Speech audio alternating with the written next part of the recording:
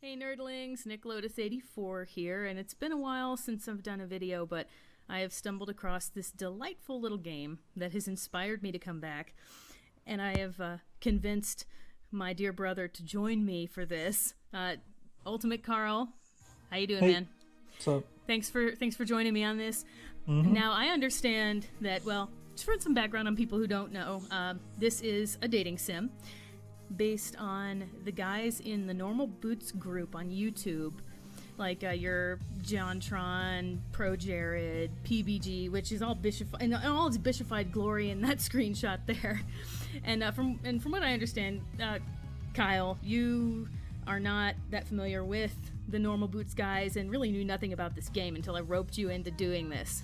no, I mean I recognize maybe three of them. Okay. And so this is a fan-made dating sim. It was approved by the Normal Boots guys. The Normal Boots guys even contributed their voices to this project, and it is just it's so cute. It's so adorable, and you can tell already that with the Japanese theme song and everything, it's very much a take on a Japanese dating sim. It's And moe as hell. yes, it super is. And I've played through this one time full. Done one full playthrough of it, and I took the JonTron route, and it was insane and beautiful at the same time. I'm kind of laughing. Like I get that they're just trying to show off different routes and stuff, but when you see all of them like mixed together in one video, it looks like the character's just a total playa. Yeah, Like she's just with all of them at once. Is what it looks yeah. like. And what is kind of disappointing and a bit of a tease with this is that it shows right there the main character and her roommate together, and then there's a whole section of this intro with the roommate Mai, who's like, oh, you're my best friend, but there's no romanceable way. There's like no romance route for her, and that's so Lame. disappointing.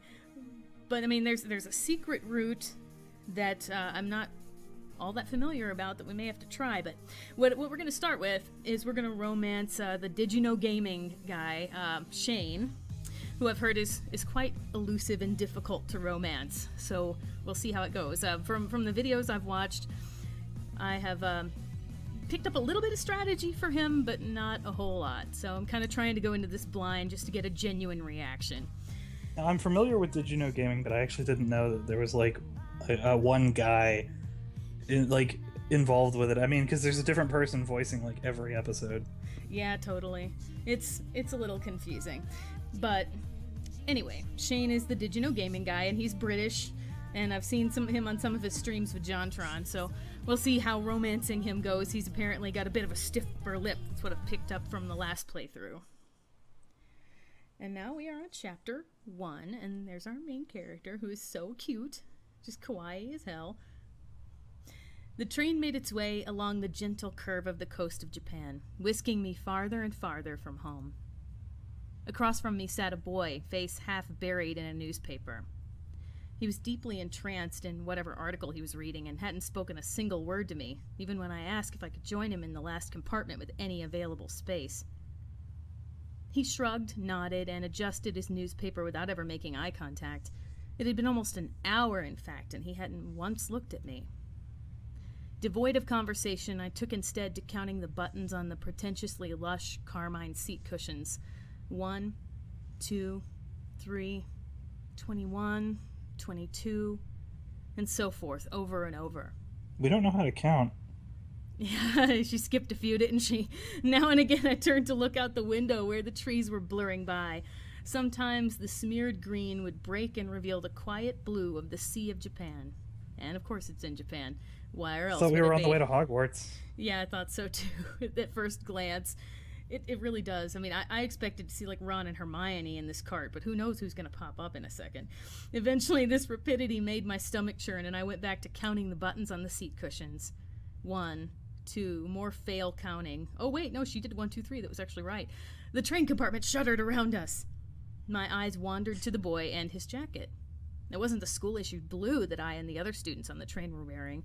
Instead, it was a green varsity-like jacket with an embroidered patch poorly sewn on front.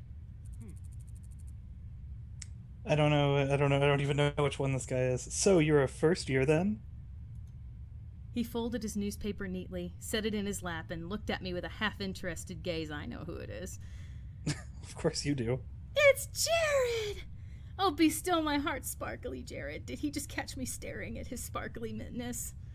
He is pretty fucking sparkly. Dude, he's like video game Edward Cullen.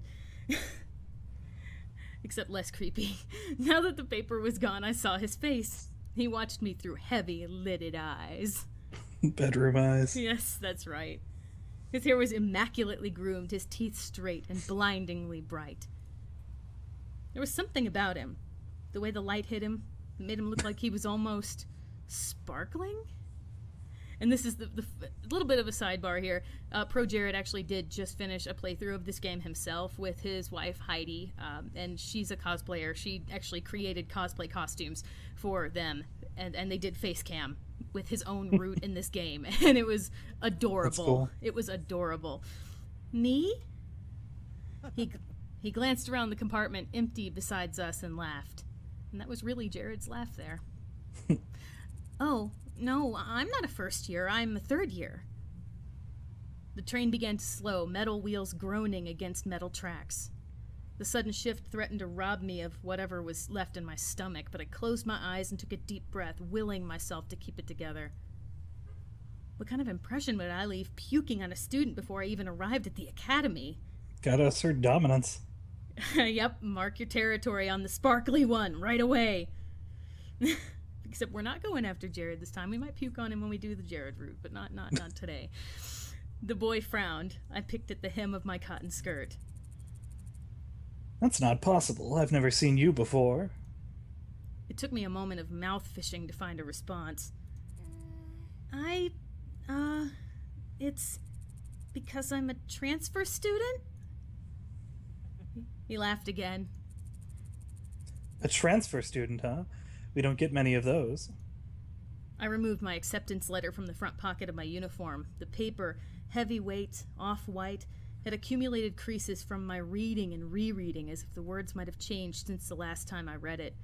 No, we already have established this main character has big insecurity issues. Yeah. The boy took it, studied it, and then handed it back to me. I'll see you around. Well then, Hana, I suppose I'll be seeing you around.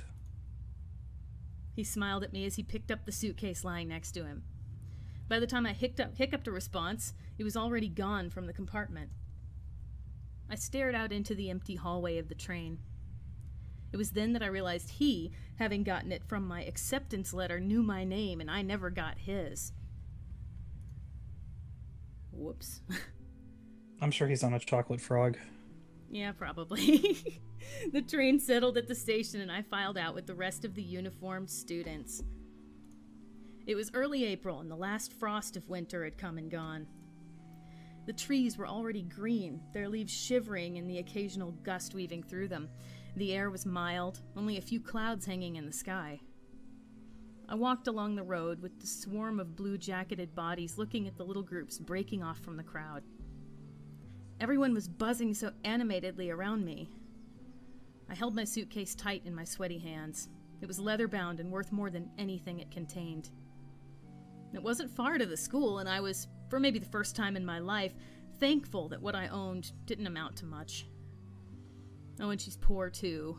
Of course. My school-issued black Oxfords clicked on the pavement. One of these guys has got to date her just out of sympathy, right? I walked this walk over and over in my mind. So many nights I lay awake, imagining what it would be like to walk from the train station to Asagao Academy this first time. My new start. Oh god, she's got a shady past too. I always imagined that everything would change for me on this walk, that somehow everything would be magically different. But as I looked around, I realized nothing had changed. I had still killed all those people. I hadn't changed. I was still part of those horrible experiments at My hands St. were still stained with Pigeonations. the blood of innocence. By the time I reached the massive gate to the academy... Okay, this music reminds me so much of Hotful Boyfriend. I love it. It's probably on purpose. Probably. By the time I reached the massive gate to the academy, I forgot all about the disappointment slouching in the back of my throat. The school, framed by the gate's twisting black metal, was just as beautiful as the glossy photos I saw in its pamphlets. This was it. Asagao Academy. I glanced around. A swarm of students gathered around the gate. Beyond it, tiny blue people bounced around the academy's main building. The Smurfs go here? La la la la la la, moe as hell.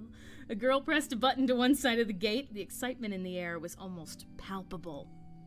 A few moments later, the black gate, with great effort, creaked outwards and cleared the pathway. As the rest of the group shifted into motion, I followed along, a sheep in the herd. My stomach tied itself into knots. The crowd split off in different directions. For a moment, I panicked. A tired-looking man with graying hair called out for first years, a cluster of fresh-faced students gathering around him. I guess I don't know what voices to give these generic mooks. Just any voice works. Yeah. Hey, look at that girl.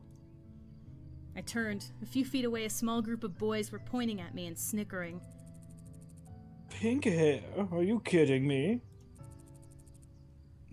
How desperate can you get? Come on, step it up. I guess he's Sonic, I don't know.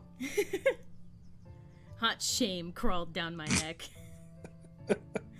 I know. So, the imagery... I'm 12. I know. The imagery in this is so good. There are so many great, like, similes and metaphors and all that good stuff, but sometimes if you're not really immersed in the story out of context, it can sound so bad, like hot shame. I attached myself to a group of girls, following a few steps behind them. In the distance, cicadas hummed in time to my shoes crunching against gravel. That's how you know you're in Japan. Absolutely. The cicadas. That's right. My hair, it wasn't my fault that my hair looked like this. Whether it's her fault or not, stop giving her shit. I was just bored, a main character. That's right. Luckily, I found myself at the girls' dormitory, a large sign in the lawn reading Primrose House. Oh, and there's going to be lots of flower imagery in this. Like, Asagao means morning glory flower. You're going to see tons more flower references. Well, I mean, Hana means flower. Yeah, and of course, flower imagery is all over Animu, so there you go. Yep. The building dwarfed me in size and sheer intimidation. How many students did Asagao have? As I approached the building, a red-headed girl lingering nearby caught my attention. I looked away, then looked back. She was staring at me. And this is the girl from the opening sequence, so next episode we will meet her and see why she's staring at us. Until next time, thanks for watching. See you again later. Later.